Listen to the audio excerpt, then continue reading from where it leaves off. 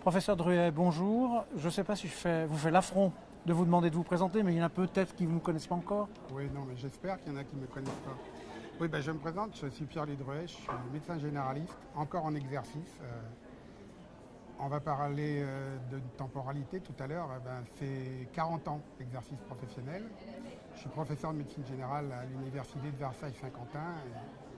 Je vais quitter ce poste à la fin de l'année.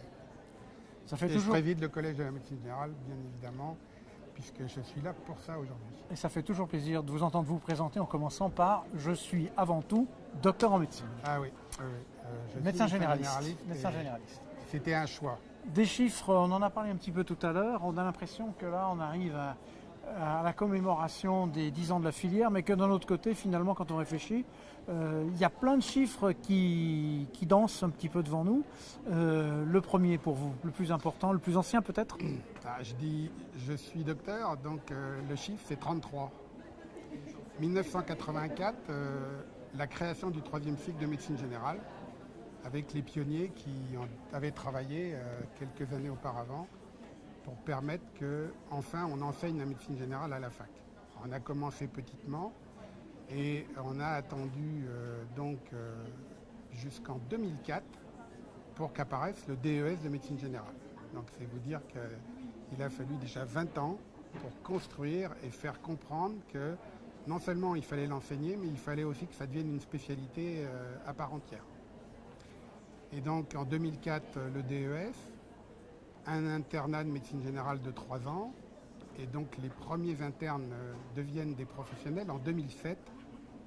Et donc 10 ans, on est en 2017, c'est le temps qui a été nécessaire pour voir évoluer cette filière qui maintenant fonctionne. Donc c'est un anniversaire, on peut dire, de 10 ans de la filière de médecine générale. Alors, on peut toujours additionner des dates, des chiffres. Finalement, j'ai envie de vous demander, 10 ans, il s'est passé quoi pendant ces 10 ans? De positif, il faut quand même, il y en a certainement, et de négatif. Le positif. Alors, on va parler du positif parce que c'est important. Le positif, c'est déjà qu'aujourd'hui, un interne de médecine générale ne se pose même pas la question de savoir quel est son statut et quel est son devenir. Pour lui, il va être spécialiste de médecine générale. Ça lui paraît normal, logique, et parfois j'ai tendance à dire regardons un peu l'histoire et n'oublions pas l'histoire, elle est pleine d'enseignements et c'est pas forcément encore très stable tout ça, c'est pas gagné. La deuxième chose, c'est que je disais 2004 c'est le DES, on a attendu 10 ans, 2014, pour que soit créée la sous-section médecine générale au Conseil national des universités. Que donc soient nommés des universitaires de médecine générale par des pairs de la discipline.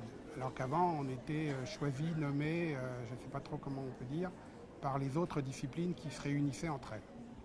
Donc c'est aussi un vrai progrès cette sous-section CNU, puisqu'il y a maintenant donc effectivement une dynamique universitaire et une dynamique de la filière. Et nos chefs de clinique ils sont très inquiets de savoir comment on va apprécier leur travail disciplinaire, qu'est-ce qu'ils portent.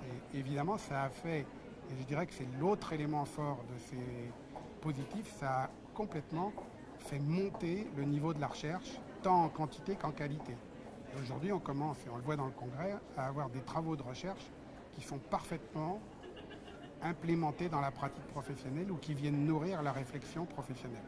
Moi, ce que j'aime bien, et dans mon rôle en tant que président de collège, je le prône tous les jours, c'est cet axe scientifique de la discipline qui nourrit la profession et la profession qui nourrit la réflexion disciplinaire et donc la recherche.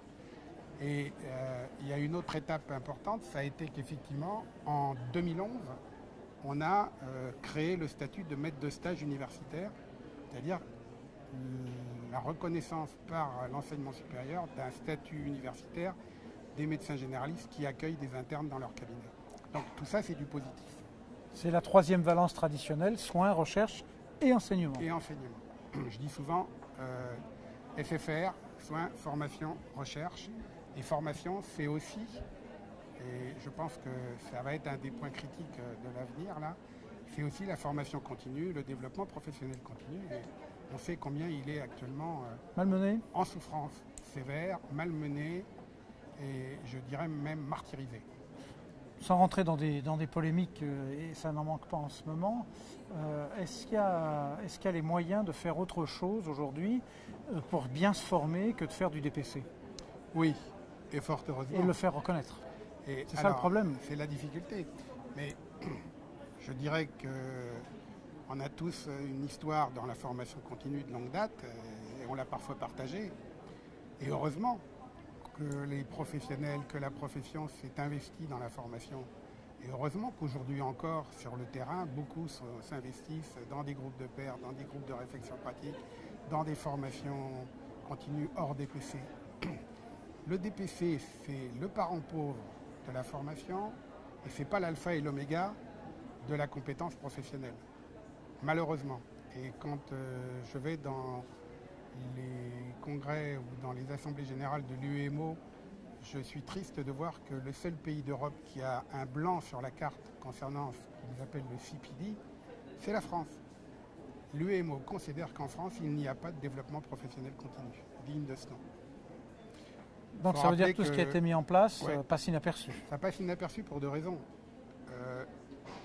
Un problème de gestion, une absence de volonté politique de son développement, et puis un autre problème, c'est le temps passé. C'est-à-dire que la moyenne des pays européens aujourd'hui dans le développement professionnel continu, c'est 40 heures par an. Et on en est où? Je vous le demande. On en est avec une réduction encore qui vient de se faire récemment, à quelque chose qui va être de l'ordre de 12 heures dans le meilleur des cas. 12 heures en plus sur des thématiques qui ne sont pas forcément les thématiques qui sont les besoins de santé des populations ou les besoins de formation des médecins, puisque le politique décide aussi du cadre et du champ par rapport à une stratégie de santé publique qui est parfois très désincarnée de la réalité de nos besoins. Est-ce que quelque part, il n'y a pas moyen d'avoir une formation bicéphale avec ce DPC, avec un certain formalisme et des barrières d'évaluation, de retour sur formation, et de valoriser la formation traditionnelle qui, elle, n'entre pas dans ce cadre-là? Alors, moi je pense que le fer de lance de la formation pour la médecine générale, et je dirais même pour de nombreuses disciplines qui commencent à y réfléchir, c'est la maîtrise de stage. Quand on est maître de stage, qu'on reçoit un jeune futur confrère, qu'il faut lui transmettre des pratiques, des savoirs, le faire réfléchir, donc réfléchir avec lui. Et je dirais que quand on a des internes dans des cabinets, qu'est-ce qui nous oblige à s'interroger sur nos pratiques, à s'interroger sur la pertinence de ce qu'on fait? Ce sont des livres ouverts par rapport aux recommandations et parfois on les amène à être critiques, à pondérer leur action et parfois nous on achète leurs recommandations. Donc moi je crois beaucoup à cette logique qui est une logique de avancer en marchant plutôt que d'essayer de faire encore des usines à gaz, parce que c'est à peu près ça qu'on nous vend aujourd'hui. Et moi je trouve que dans ce pays, on a trop souvent tendance à utiliser l'argent pour faire fonctionner les structures plutôt qu'à remplir les objectifs qu'on se donne. Donc je ne crois pas aujourd'hui à la pertinence de ce qui est proposé par rapport à la formation des professionnels dans ce que j'appellerais le 4e cycle. Je voudrais qu'on soit alerté sur une chose, c'est qu'il y a quelqu'un qui guette le 4e cycle de la formation, particulièrement des généralistes, c'est l'université.